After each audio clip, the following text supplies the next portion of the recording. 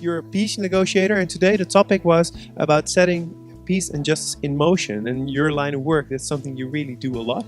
Also, you told us already a lot in your story about how you do that, and it was about listening, but also empathizing without judgment. And those people killed a lot of people as well. When it gets personal sometimes, when you really get to meet them, and they might trigger you to feel differently about them. How is that for you, and how do you work with that?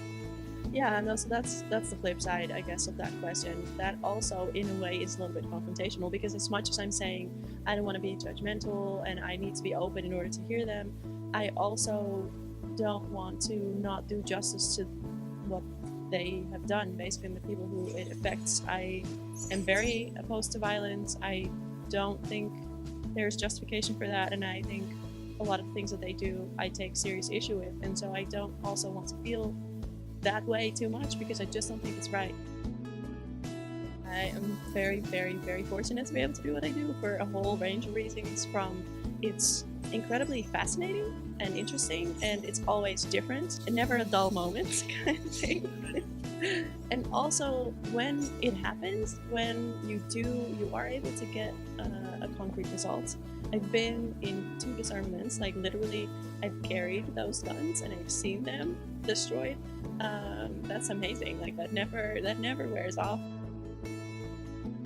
My talk was really about the notion of screaming as a metaphor. What can we do in order to influence the actions of those who are supposed to represent us in politics, in government? So civil disobedience, and I'm not here talking about violent acts, I'm talking about non-violent acts, is a very strong way to show that you don't agree with something. If you sit in front of a street and you don't move, and the police have to physically lift you up, is a sign that you are not agreeing with a certain situation, and you demonstrate. You did something very amazing in the front of the Peace Palace. Can you just tell us a little bit about the project and the idea behind it? It's called the Moving Memento, and it translates numbers into a tangible monument where the scope of this number is being expressed and people can experience this. It's the one and only Temple of Peace for the World, the only place where a principal organ of the United Nations is based outside of New York, here in the international city, Peace and Justice.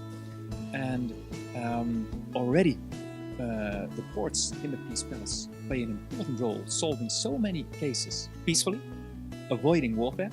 That is a crucial role played here in the Peace Palace.